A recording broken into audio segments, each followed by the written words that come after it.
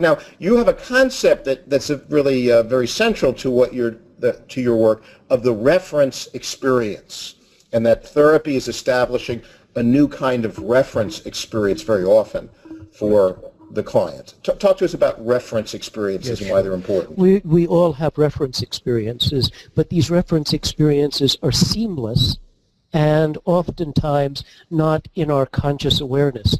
Like you have a reference experience somewhere in your life of knowing that you're an excellent editor, you're a great editor. And somewhere along the line you had a reference experience that suddenly clicked you into that identity. You have a reference experience for being a father. You have a reference experience for being married.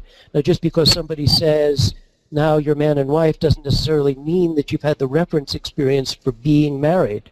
You have reference experience of being a man, reference experience of being a good teacher, for being intelligent, for being funny. And these reference experiences create cohesiveness in our identity. So it's not just wanting to change somebody's vocabulary or to change somebody's positive thoughts, negative thoughts into positive thoughts, or changing people's state. It's wanting to help people to create reference experiences that build into states that build into a new identity. So I'm trying to give her a reference experience for,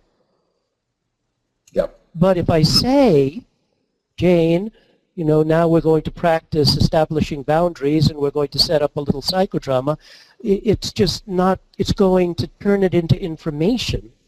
Right. And we know that art works because it's essentially experiential, and that art is about exercising the depth and the breadth of our emotions. Art is aerobic exercise for our emotions, and we need to keep our emotions supple. And so I take so many of my creative orientations from studying the structure of art.